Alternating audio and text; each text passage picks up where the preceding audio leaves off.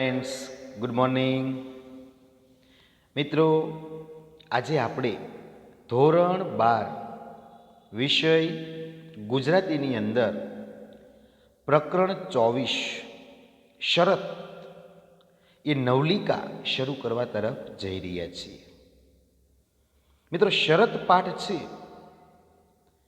એના લેખકનું નામ એન્ટવ ચેખોવ, કે જે રશિયાના ખ્યાતનામ વાર્તાકાર હતા. સાહિત્ય પ્રકાર નવલિકા, પાઠનું નામ શરત, લેખકનું નામ એન્ટવ ચેખોવ, સાહિત્ય પ્રકાર નવલિકા અને સંદર્ભ આત્માની ઔષધિમાંથી. સંદર્ભ આત્માની ઔષધિમાંથી. તો મિત્રો, આપણે સમજૂતી જોઈએ તો એન્ટવ ચેખોવ છે એનો પહેલા પરિચય જોઈ લઈએ. એન્ટવ પાવલોવિયા ચેખોવ એ રશિયાના ખ્યાતનામ વાર્તાકાર તેમજ નાટ્યકાર હતા. તેમનો વ્યવસાય ડૉક્ટર એટલે કે તબીબનો હતો. મોસ્કો સ્ટેટ મેડિકલ યુનિવર્સિટીમાંથી તબીબ એટલે કે ડૉક્ટરની ઉપાધિ એટલે ડિગ્રી પ્રાપ્ત કરી હતી. માત્ર રશિયામાં જ નહીં પણ વિશ્વમાં તેમની વાર્તાઓ વાચકો અને વિવેચકો દ્વારા પ્રાપ્ત થઈ છે. રશિયાના આ આધુનિક વાર્તાકારને પુસ્કિન એવોર્ડ પ્રાપ્ત થયો હતો. ધ સિંગલ, ધ એરી ઓરિયાડ એમના વિશ્વવિખ્યાત નાટકો છે, જેને આપણે હૃદય કે અંતર આત્મા કહીએ છીએ. પોતાનો સ્વભાવ છે. મનુષ્યને જેમ જેમ જગતનો અનુભવ થાય છે તેમ તેમ ધન, સત્તા, કીર્તિ, વાસના, અહંકાર એને વળગતા જાય છે. આ બધાની લત લાગે છે ને હૃદય એનો સ્વભાવ ગુમાવે છે. ઉત્તમ સત્યો એવું ઔષધ છે જેનાથી હૃદય કે અંતરાત્મા આપણું સ્વાભાવિક તેજ આપણને પાછું આપે છે, પાછું મળે છે. એન્ટવ ચેખોવની આ જાણીતી વાર્તા છે. 20 લાખનું ઇનામ જેને મળવાનું છે એવો એક વકીલ યુવાન છે. કે પાઠની અંદર શું છે? એક બેંકનો માલિક છે અને એક વકીલ છે. એ બંને વચ્ચે શરત થાય છે. આજીવન કેદની સજા કે મૃત્યુદંડની સજા સારી, એ બંને વચ્ચે. એટલે 20 લાખનું ઇનામ જેને મળવાનું છે એવો યુવાન વકીલ કે 15 વર્ષ જેલમાં રહ્યા પછી પુસ્તકો અને ગ્રંથોના સેવનથી એ અલૌકિક ભાવ જગતનો એ સ્વામી બની ગયો અને લૌકિક ધનની જે લાલસા એને ઠોકર મારે છે. લેખક અહીં કળાની સાથે જીવન મૂલ્યને પણ પ્રગટ કર્યું છે. મૂળ વાર્તા ધ બેટ એટલે કે શરત એનો અનુવાદ ડૉક્ટર રમેશ ઓઝાએ કર્યો છે. તો મિત્રો, હવે આપણે છે આ પાઠની સ્ટોરી જોઈએ કે ભાઈ પાનખર ઋતુની એ અતિશય ખૂબ જ ઠંડી એ રાત્રિ હતી. વૃદ્ધ બેંક માલિક યાદ કરતો હતો કે આજથી 15 વર્ષ પહેલા આવી જ એક ઠંડી રાત હતી કે જ્યારે એણે ભવ્ય એટલે મોટી મિજબાની એટલે આનંદ સાથે લેવાતું ભોજન, જેને આપણે પાર્ટી કહીએ, ભવ્ય મિજબાની ગોઠવી હતી. એ મિજબાનીમાં અનેક બુદ્ધિજીવીઓ એટલે બુદ્ધિશાળી લોકો, બુદ્ધિજીવીઓ એટલે કે બુદ્ધિશાળી લોકો હાજર હતા. એ વખતે હાજર માણસો જે હતા, જે મહેમાનો હતા, એ ભાતની એ મજાની એવી સારી વાતો કરતા હતા અને કાયદાની વાતો નીકળી. કાયદાની વાતો નીકળતા કડકમાં કડક સજા કઈ કહેવાય, સૌથી મુશ્કેલ સજા કઈ કહેવાય, એના વિશે ચર્ચા વાતચીત નીકળી. મોટાભાગના મહેમાનોએ મૃત્યુદંડની સજા પ્રત્યે સંમતિ દર્શાવી કે ભાઈ મૃત્યુદંડની સજા છે એ સૌથી વધારે કડક કહેવાય, એટલે બધા એને સંમતિ આપી. એ લોકોએ એવો પોતાનો અભિપ્રાય વ્યક્ત કર્યો, પોતાની વાત રજૂ કરી કે મૃત્યુદંડની સજા એ એક પ્રકારની જૂની પુરાણી અને અનૈતિક સજા કહેવાય. એટલે એક મહેમાન હતો જે આવેલો પાર્ટીમાં, એણે કહ્યું કે મૃત્યુદંડ તો ખરાબ અને અમાનુષી, મનુષ્યને યોગ્ય ન લાગે તેવી સજા કહેવાય. કેટલાક મહેમાનોએ એવો અભિપ્રાય વ્યક્ત કર્યો કે દેહાત દંડની સજાને બદલે એ દેહાત દંડની સજાને આજીવન કેદની સજામાં ફેરવી નાખવી જોઈએ. કે મૃત્યુદંડની સજા આપવી એના કરતાં આજીવન જીવે ત્યાં સુધી જેલની અંદર ભલે રહેતો. એટલે એ જે પાર્ટી હતી એમાંથી એક વ્યક્તિ બોલે છે, આ યુવાન વકીલ બોલ્યો કે હું તમારી સાથે સંમત નથી. યજમાન બેન્કરે, યજમાન કે જેણે પાર્ટી આપી હતી એ પોતે જે માણસોને બોલાવેલા હતા, આપણે બોલાવ્યું તો આપણે યજમાન કહેવાય. યજમાન બેન્કરે જે બોલાવ્યો હતો બેન્કર હતો. એ બેન્કરે પોતાનો અભિપ્રાય વ્યક્ત કર્યો, પોતાનો વિચાર રજૂ કર્યો. મને એવું લાગે છે કે અન્ય સજાઓ કરતાં દેહાંત દંડની સજા એ અન્ય સજાઓ કરતાં દેહાંત દંડની સજા એ વધારે સારી છે, આવું એણે કીધું. જન્મટીપ કરતાં મૃત્યુદંડ છે એ વધુ નૈતિક અને માનવતાભરી સજા છે. દેહાંત દંડ એ માણસને તત્કાળ એટલે કે તાત્કાલિક ખતમ કરે, જ્યારે જન્મટીપની સજા એ માણસને ધીમે ધીમે ખતમ કરે છે. આ મિજબાનીની અંદર આનંદ સાથે લેવાતું જે ભોજન હતું એ ભોજનની અંદર મહેમાનોમાં આશરે 25 વર્ષનો એક યુવાન વકીલ પણ ત્યાં હતો. ઉપસ્થિત બધા જ મહેમાનોમાં એ સૌથી નાની ઉંમરનો હતો.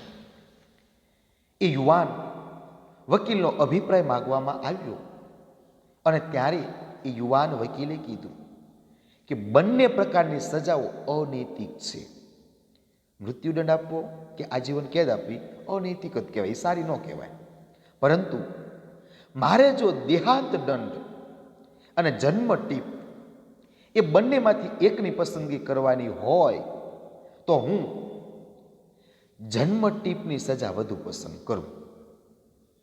બિલકુલ ન જીવવા કરતાં કોઈ પણ રીતે થોડું ઘણું જીવવું સારું કહેવાય, આવું યુવાને કીધું. હવે એ વખતે મોટા ભાગના જે હાજર રહેનારા જે મહેમાનો હતા એ પૈકી આજે બેંકનો જે માલિક હતો એ સૌથી વધુ યુવાન અને સૌથી વધુ પૈસાદાર હતો. એટલે હવા તો હોય જ.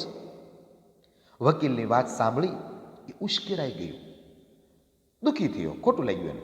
એટલે પોતાની વાતનો વિરોધ કર્યો ને એટલે અને બોલ્યો કે ભાઈ તું જે કે આજીવન કેદની સજા સારી, એ સાચું નથી, એ ખોટું છે. તમે જો 5 વર્ષ પણ એકાંતમાં જેલવાસ ભોગવી શકો તેમ માનતા હો તો હું 20 લાખ એટલે કે 2 મિલિયનની શરત મારવા માટે તૈયાર છું. એકાંતના જેલવાસ કરતાં ભાગ્યે જ બીજી કોઈ સજા ઓછી કંટાળાજનક છે. કારણ કે એકલા એકલા જીવો એટલે કંટાળો તો આવવાનો જ છે. આપણે બધા સાથે હોય તો કંટાળો ન આવે, પણ જો તમે એકલા જીવતા હો એટલે કંટાળાયુક્ત જીવન કહેવાય. તમે ખરેખર સમજીને આ કહી રહ્યા છો? આજે યુવાન હતો ને એણે કીધું આને કે ભાઈ મને તમારી શરત મંજૂર છે કે હું 5 વર્ષ નહીં પણ 15 વર્ષની સજા ભોગવીશ. તમે 20 લાખ રૂપિયા આપશો? અને બેંકના માલિકે કીધું 15 વર્ષ? બેંક માલિક બોલ્યો, અરે સજ્જન, હું 20 લાખ 2 મિલિયનનું જોખમ ઉઠાવવા તૈયાર છું. કબૂલ? તમે 20 લાખનું જોખમ ઉઠાવો છો તો હું મારી સ્વતંત્રતાનું જોખમ ઉઠાવું છું.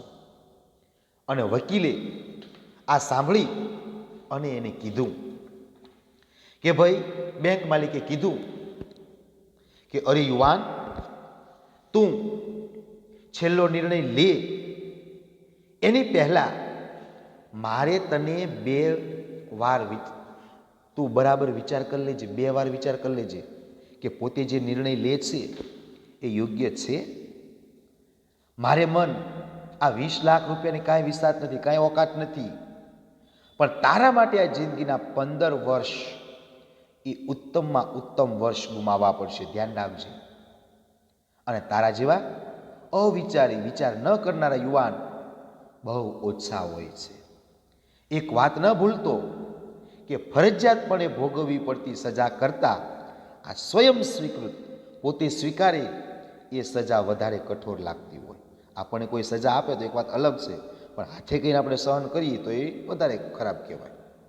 પણ યુવાન વકીલ એ મક્કમ રહ્યો, પોતાની વાત પર એ અડગ રહ્યો અને અતિશય મૂર્ખાઈ ભરેલી, અવાસ્તવિક અને અક્કલ વગરની શરતનું પાલન કરવા માટે તૈયાર થઈ ગયો. સજાની શરત પ્રમાણે એવું ગોઠવવામાં આવ્યું કે બેંક માલિકના એનો જે ઘરનો જે ભાગ છે એ ભાગમાં આવેલા એક સુંદર રહેઠાણમાં આ યુવાન વકીલે કડક ચોકીદારી પહેરા હેઠળ સજા ભોગવવાની છે. વળી એ શરત નક્કી થઈ કે 15 વર્ષ સુધી વકીલે એ આવાસ, એ મકાનની બહાર ક્યાંય નીકળવાનું નથી, કોઈ માણસને મળવાનું પણ નથી, કોઈ માણસનો અવાજ સુદ્ધા પણ એના કાને પડવો જોઈએ નહીં, કોઈ જાતના છાપા કે પત્રો એને અપાશે નહીં. તેમ છતાં એ વકીલને સંગીતના સાધનો, વાદ્યો, કેટલાક પુસ્તકો એ રાખી શકશે, પત્રો લખી શકશે, પોતે જે કંઈ ખાવા પીવા ઈચ્છશે એ બધું મેળવી શકશે, એવું નક્કી કરવામાં આવ્યું. આવાસમાં એટલે કે મકાનની અંદર રાખવામાં આવેલી નાનકડી બારીમાંથી જ આ વ્યવહાર કરવાનો હતો. 1870ના નવેમ્બરની 14મી તારીખે 12 વાગ્યાથી સજાનો પ્રારંભ થવાનો હતો, સજા શરૂ થવાની હતી. અને એ સજાનો અંત 1885ને નવેમ્બરની 14મી તારીખે બરાબર 12 વાગ્યે આવવાનો હતો. જે શરતો મૂકવામાં આવી હતી તેમાંની એક પણ શરતનો ભંગ થાય કે વકીલ કેદીએ જેલમાંથી 2 મિનિટ જેટલો પણ વહેલો બહાર નીકળી આવે તો બેંક માલિક એને 20 લાખ એક પાઈ પણ ચૂકવવા બંધાયેલો નથી. એટલે એક પાઈ પણ, જેને નાનામાં નાનું, એ પૈસો પણ આપવા માટે બંધાયેલો નથી, એને નહીં આપવાના, શરતનો ભંગ કરે તો. જેલવાસના પ્રથમ વર્ષ દરમિયાન વકીલ કેદીએ એકલતા ઘણી સારી, એટલે એકલું લાગ્યું, પણ ધીમે ધીમે એ વાંચન તરફ વળ્યો. એણે અનેક પ્રસિદ્ધ, જાણીતા, પ્રાચીન જૂના ગ્રંથો વાંચી નાખ્યા, સંગીતની મોજ માણી અને કલાકો સુધી લખાણ કર્યું. એ રીતે 5 વર્ષ વીતી ગયા. 6ઠ્ઠા વર્ષે કેદીએ જુદી જુદી ભાષાઓનો અભ્યાસ કર્યો, તત્વજ્ઞાન તથા ઇતિહાસનું પણ અધ્યયન કર્યું. એ પછીના 4 વર્ષ દરમિયાન એણે અંદાજે 600 જેટલા મોટા પુસ્તકો વાંચી કાઢ્યા, મોટા 600 જેટલા પુસ્તકો. 10મા વર્ષ પછી તો એ ટેબલ પાસે બેસી અને ફક્ત બાઇબલનું જ અધ્યયન તેણે કરવા માંડ્યું. એણે બાઇબલ વારંવાર વાંચ્યું. બાઇબલના વાંચન પછી એણે ઈશ્વરના અસ્તિત્વને લગતા શાસ્ત્રો તથા ધર્મના ઇતિહાસને લગતા પુસ્તકો હાથમાં લીધા. જેલવાસના 2 વર્ષ દરમિયાન એણે અનેક જુદા જુદા વિષયો પરના જે ઘણા બધા પુસ્તકો એ વાંચી કાઢ્યા. એણે જગતના મહાન લેખકોના પુસ્તકો વાંચ્યા. તે ઉપરાંત પ્રાકૃતિક વિજ્ઞાન, રસાયણશાસ્ત્ર અને ઔષધશાસ્ત્ર વગેરે ગ્રંથો પણ વાંચ્યા. કોઈને કદી સાંભળવામાં ભાગ્યે જ આવ્યું હશે એવો આ બનાવ હતો. પહેલા વૃદ્ધ બેંક માલિકને આ બધી બાબત યાદ આવી. એણે વિચાર્યું કે આવતીકાલે 12 વાગ્યે એ મુક્ત થઈ જશે. અમારી શરત પ્રમાણે મારે એને 20 લાખ રૂપિયા આપવા પડશે. જો હું એને રકમ આપી દઈશ તો પોતે બરબાદ થઈ જશે. 15 વર્ષ પહેલા અહીં બધા મળેલા માણસો કરતા હું વધારે પૈસાદાર હતો, પણ 15 વર્ષ પહેલા. પણ અત્યારે બાજી પલટાઈ ગઈ, પરિસ્થિતિ બદલાઈ ગઈ અને પોતે હવે એ પહેલા જેવો પૈસાદાર રહ્યો નથી. વર્ષોથી મારી સમૃદ્ધિમાં ઘટાડો થતો રહ્યો છે. એ વકીલ કેદી કે મરી ન ગયો? જો વૃદ્ધ બેંક માલિક વિચારે છે પૈસા ન આપવા પડે એટલા માટે. હવે એની ઉંમર 40 વર્ષની થઈ ગઈ. 25 વર્ષનો હતો એટલે 15 વર્ષ જેલમાં કાઢ્યા એટલે 40 વર્ષની થઈ ગઈ. હવે 25 ને 40 વર્ષની થઈ ગઈ અને પોતે તો વૃદ્ધ જ થઈ ગયો હતો. વર્ષોથી મારી સમૃદ્ધિમાં ઘટાડો થતો રહ્યો છે.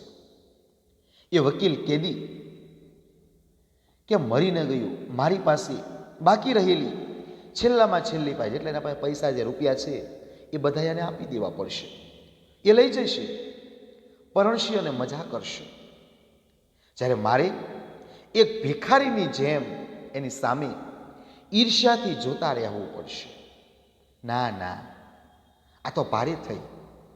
એનું મોત જ હવે માત્ર એક છેલ્લો ઉપાય છે. ગમે એમ થાય એ યુવાનને મારવો પડશે. આ વૃદ્ધ બેંક માલિકે વિચાર્યું. રાત્રિના 3 વાગ્યા હતા. અતિશય ઠંડી હતી, ખૂબ જ ઠંડીની રાત્રિ છે. બેંક માલિક જેલનું જે મકાન હતું એ આવાસની ચાવી લીધી.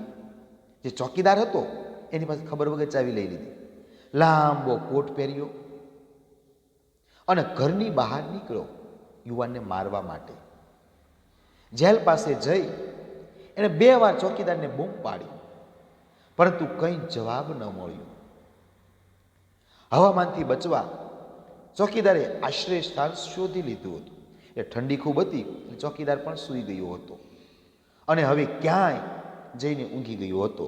ક્યાં તો કંઈ ખબર નહોતી. એ ચોકીદાર જે યુવાનનું ધ્યાન રાખતો હતો એ પણ ત્યાં છે નહીં.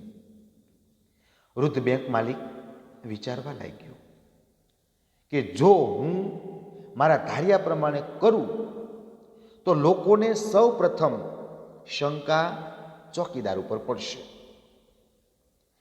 તે જેલના બારણા પાસે ગયો. જે યુવાન હતો જ્યાં જેલ હતી એની પાસે ગયો. એણે નાનકડી બારીની અંદર ડોકિયું કર્યું, એટલે આમ ડોકાયો બારીમાંથી. એ જે કેદી હતો યુવાન, એ કેદીના ઓરડામાં એક નાની મીણબત્તી સળગતી હતી. કેદી ટેબલ ઉપર બેઠો હતો.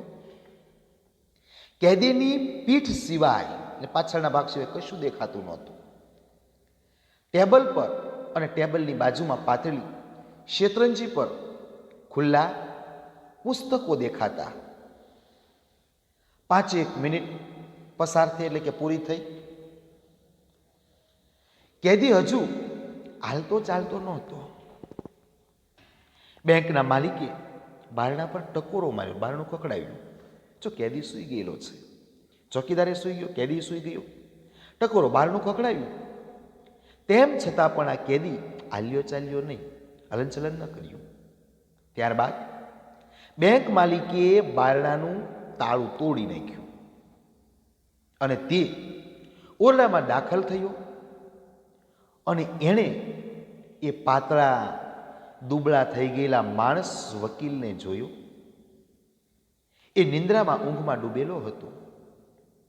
નીચેની બાજુએ વળેલા એના મસ્તકની સામે એક કાગળનો ટુકડો પડ્યો હતો, જેમાં સુંદર હસ્તાક્ષરમાં પોતે લખેલા, હાથથી લખેલું, એમાં કંઈક લખેલું હતું. બેંકના માલિકને વિચાર આવ્યો, અરે બિચારો કેવો ઊંઘે છે અને કદાચ 20 લાખના સ્વપ્ન માણતો હશે, પણ એના માથે આ મોત ભમે છે. એ ભમતા મોત વિશે એને કશી ખબર નથી. લાય જોઉં તો ખરો કે એણે કાગળના ટુકડામાં શું લખ્યું છે. આમ કહી આ વૃદ્ધ બેંક માલિકે એક કાગળનો ટુકડો લીધો. એણે કાગળનો ટુકડો હાથમાં લીધો અને નીચે મુજબ વાંચવા માંડ્યું. હવે યુવાન વકીલે આ કાગળની અંદર શું લખેલું હતું તો એ વાંચે છે. યુવાને લખેલું હતું કે પોતે આવતીકાલે એ 12 વાગ્યે એ મારી સ્વતંત્રતા એ મને પાછી મળશે અને પોતે એ અન્ય લોકો સાથે હળવા મળવાનો એનો જે અધિકાર હતો એ અધિકારને પાછો મળશે. પરંતુ આ ઓરડો છોડીને બહાર હું સૂર્યપ્રકાશ જોઉં તે પહેલા મારે તમને કંઈક કહેવું છે. પૂરેપૂરી સમજદારીપૂર્વક હું તમને જણાવવા માંગુ છું કે તમે લોકો જેને જગતની સારી ચીજો ગણો છો એમાંથી એક પણ ચીજ મારે જોઈતી નથી. એટલે કે હું એનો ત્યાગ કરું છું, કારણ કે મૃત્યુ એ બધાનો નાશ કરશે એ વાતની મને બરાબર ખબર છે. 15 વર્ષ સુધી મેં અમારો પાર્થિવ જીવનનો અભ્યાસ કર્યો. એ ખરું કે એ દરમિયાન મેં નથી માણસોને જોયા કે નથી ભૂમિને જોઈ, જમીનને જોઈ, પણ પુસ્તકો દ્વારા મેં ગીતો ગાયા છે. હરિયાળા જંગલો, ખેતરો, નદીઓ, સરોવરો અને નગરો પણ જોયા છે. વળી મેં અનેક નવા ચમત્કારો પણ સર્જ્યા છે. ધર્મના ઉપદેશ આપ્યા છે અને આખાને આખા સામ્રાજ્યોને જીતી લીધા, મેળવી લીધા છે. તમારા પુસ્તકોએ મને શાણપણ દીધું, સમજૂતી આપી, હોશિયાર બનાવ્યો. તમારા મોટા ભાગના માણસો કરતાં હું વધારે શાણો, સમજદાર બન્યો. તમે બધાએ તમારી જે સમજ શક્તિ છે એને ગુમાવી દીધી છે અને અવળો માર્ગ પસંદ કર્યો. તમે અસત્યને સત્ય માની લીધું છે. તમે જેના સહારે જીવન ગુજારો છો એ સિદ્ધ કરવાના આશયથી મને જે રકમ સ્વર્ગ સમાન હતી એ 20 લાખ રૂપિયાની જે રકમ છે ને એનો હું સ્વીકાર કરવા માગતો નથી. એને હું નકારું છું. આવું યુવાન વકીલે એ કીધું છે. એ રકમ મેળવવા માટે મારા અધિકારથી મારી જાતને મુક્ત કરવા માટે હું નિર્ધારિત નક્કી કરેલા સમય કરતાં 5 કલાક વહેલો અહીંથી ભાગી છૂટીશ અને એ રીતે હું શરતનો ભંગ કરીશ. બેંક માલિકે પત્ર વાંચવાનું પૂરું કર્યું ત્યારે તે દિગ્મૂઢ થઈ ગયો. દિગ્મૂઢ થયું, આશ્ચર્યચકિત બની ગયો, નવાઈ પામી ગયો. તેણે પત્રના એ પાનાને ટેબલ પર મૂક્યું. પેલા વિચિત્ર માણસને કપાળે ચુંબન કર્યું અને રડતો હોય તેમ બહાર નીકળી ગયો. આ વૃદ્ધ બેંક માલિકને તેની આખી જિંદગીમાં કદી કોઈ સમયે એને પોતાના પર આટલો બધો ધિક્કાર, તિરસ્કાર ઉપજ્યો નહોતો. એટલી ટૂંકમાં નફરત થવા લાગી પોતાની જાત ઉપર કે પોતે આ યુવાન છે, પોતાનું હિત ઈચ્છે અને પોતે એને મારવા માટે તૈયાર થયો. તો આ વાત ઉપર યુવાનને આખી જિંદગીમાં ક્યારેય નફરત નહોતી થઈ, એવી નફરત પોતાના પર થવા લાગી. બીજો દિવસ થયો, સવાર પડી, પહેરેગીર જે ચોકીદાર હતો એ આવ્યો અને એણે સમાચાર આપ્યા કે આ જે યુવાન કેદી જે વકીલ હતો એ ભાગી છૂટ્યો છે. પહેલા વૃદ્ધ બેંક માલિકે છુટકારાનો દમ લીધો. એને નિરાશ થઈ, કારણ એના 20 લાખ રૂપિયા જે હતા ને એ તો બચી ગયા. તો આવી રીતે આ શરત પાઠ છે એની અંદર એન્ટવ શેખો એને છે આ વૃદ્ધ બેંક માલિક અને યુવાનની વચ્ચે આ જે શરત થાય છે એનું વર્ણન કરેલું છે. તો મિત્રો, પ્રશ્ન એ છે કે શરત જે છે એ શરત વાર્તાના શીર્ષકની યથાર્થતા સર્ચો, એવો પ્રશ્ન પૂછાય. તો શરત વાર્તાનો આરંભ, એની શરૂઆત મિજબાની એટલે આનંદથી ખવાતા લેવાતા ભોજન સાથેથી એ દરમિયાન ચાલતી ચર્ચામાં મુકાયેલી શરતથી થાય છે. શરત પાલનના નિયમો ઘડાય છે. 20 લાખની શરતનું જોખમ ઉઠાવનાર યુવાન અને બેંકનો માલિક છે, અને શરત પ્રમાણે સ્વતંત્રતાનું જોખમ ઉઠાવનાર યુવાન વકીલ છે. શરત પાલનના નિયમો પ્રમાણે યુવાન વકીલ પોતાના જેલવાસ દરમિયાન અનેક ઉત્તમ પુસ્તકો અધ્યયનથી જ્ઞાન મેળવે છે. તેને ભૌતિક સંપત્તિનો મોહ રહેતો નથી. તે અલૌકિક જ્ઞાનથી એટલો બધો સજ્જ તૈયાર થઈ ગયો છે કે તેને લાગ્યું કે તેણે અનેક રાજ્યોના રાજ્યો જીતી લીધા છે. તેના જીવનમાં જાણે ભૌતિક સંપત્તિનું કોઈ મૂલ્ય જ રહ્યું નથી. આથી તે 20 લાખની સંપત્તિને ઠોકર મારી અને નિર્ધારિત સમય કરતા 5 કલાક વહેલો એ ટૂંકમાં જેલમાંથી છૂટીને ભાગી જાય છે. તેને એનો કોઈ અફસોસ નથી. જ્યારે વૃદ્ધ થયેલા બેંકના માલિકને 20 લાખનો મોહ છૂટતો નથી. તેને એક ભિખારી જેવું જીવન જીવવું પસંદ નથી. એટલે વકીલને મારી નાખવાની યોજના બનાવે છે. શરતને કારણે વકીલને અલૌકિક જ્ઞાન પ્રાપ્ત થયું. અલૌકિક, આ લોકમાં ન હોય તેવું સ્વર્ગનું જ્ઞાન હોય એવું પ્રાપ્ત થયું. અને ભૌતિક સંપત્તિનું એને સહેજે પણ આકર્ષણ રહ્યું નહોતું. લેખકે વાર્તાના અંતે શરતનું પાલન ન કરનાર વકીલની જીત બતાવી છે.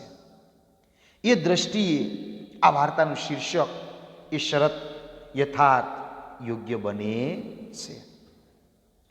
તો મિત્રો, આ શરત જે પાઠ છે એ પાઠની અંદર છે એ મિજબાનીનું વર્ણન છે. જેલવાસ દરમિયાન વકીલ કેદીએ કેવા કેવા કાર્યો કર્યા, કેવી રીતે સમય પસાર કર્યો, એનું વર્ણન છે. મુખ્ય વિષય કે શરતનું પાલન કરવું. શરત, જન્મ ટીપની સજા સારી કે મૃત્યુદંડની સજા સારી, એ વિષય ઉપર ચર્ચાઓ વાતચીત ચાલતી હોય. અને એ ચર્ચાને અંતે આ બેંકનો માલિક અને આ યુવાન એ બંને શરત લગાવે છે. બેંકનો માલિક છે પૈસાદાર હતો એટલે 20 લાખ રૂપિયાની શરત રાખે છે, અને યુવાન વકીલ એ પોતાના 15 વર્ષો એ સજા ભોગવવા માટે તૈયાર થાય છે. યુવાન વકીલ એ શરતને મંજૂર કરે છે.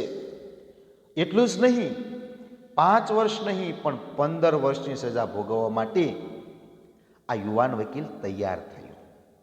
અને શરત પ્રમાણે યુવાન વકીલ 15 વર્ષ સુધી જેલમાં રહે છે.